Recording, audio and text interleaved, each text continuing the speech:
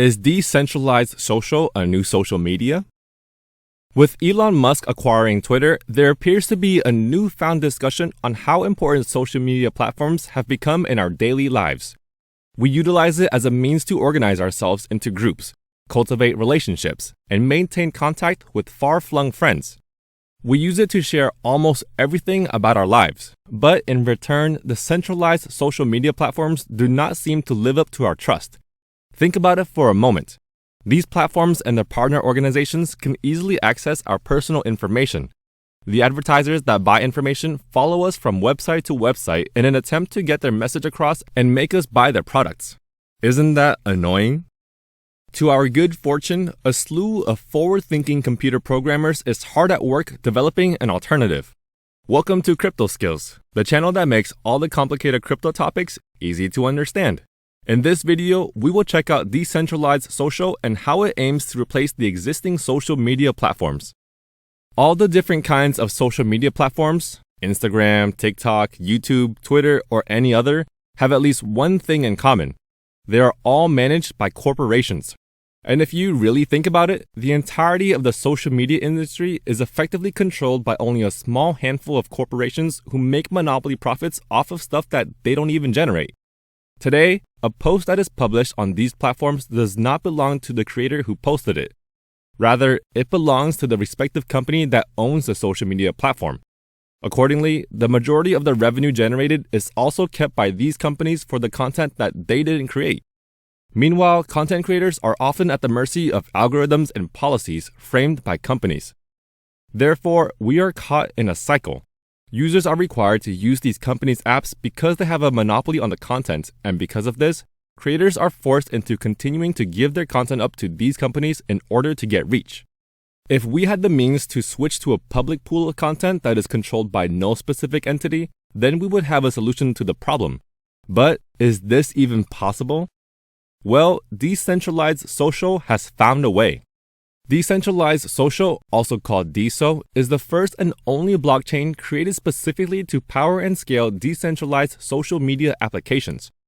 DeSo is not just another social media platform, but a blockchain system that decentralizes social media in the same way that Bitcoin is decentralizing the financial system. So how exactly does DeSo work? A good way to understand DeSo is to imagine a Bitcoin blockchain system. The only difference is that DeSo has evolved to handle a much wider range of transaction types than just sending and receiving money. DeSo has a vast amount of custom storage and indexing logic, which is customized to support social media features. Though it gets a bit technical, the best way to understand DeSo is that it is not a general-purpose blockchain. It is specifically made to support social media features. As a very simple example, say a user needs to update his username. The social media needs to check that the username is not currently held by another user before it allows the update. Simple, right? Except that when you have 1 million users, this simple activity takes up time and resources, even for the most advanced general-purpose blockchains. In contrast, DeSo can cheaply and efficiently perform this activity as quickly as a centralized social application. Besides, instead of handing over its data to a group of private corporations enabling them to create their own monopoly, DeSo saves all of its information on a public blockchain. Considering how social media is intrinsically woven into our day-to-day lives, the idea behind DeSo does seem to have a profound impact. For starters, the storing of all data on a public blockchain makes it possible for anyone to create a social media experience that can compete with those offered by existing platforms in the market. This means that DeSo does not directly compete with the social media platforms themselves, but enables people to do it. DeSo makes it easier for people to get into the social media product creation business. Imagine you wanted to build a competing app for Instagram today. You would need to build a huge repository of user data before you could remotely compete with the existing social media app, which would take considerable time and cost. But that is not the case with DeSo. The best aspect of DeSo is that everybody who operates a node builds their own feed and also gives data back to the public pool that is kept on the public blockchain. This is a key component of decentralized social media. Another interesting feature of DeSo is creator coins. Every profile on the DeSo gets its own coin that anybody can buy and sell. These coins are called creator coins, and you can have your own coin too, simply by creating a profile. The price of each coin goes up when people buy and goes down when people sell. The idea behind the creator coin is to link its value to the reputation of the creator. If you love some content on DeSo and believe that the creator will grow in the future, you can buy his coin and make money over time as he grows. Besides, DeSo also aims to integrate several utilities for the creator coin. For instance, the creator can decide that only people who own a certain amount of their coin can participate in the comment section of their posts. Or people can use creator coins to send them priority direct messages. Or people who own a certain amount of creators' coins get access to special content. This empowers creators to monetize their content effectively and, in turn, motivates them to create quality content. Another opportunity for the creator to use decentralized social media to their advantage is to use NFTs as a means of monetization. DeSo makes it easy to create and integrate NFTs on the platform.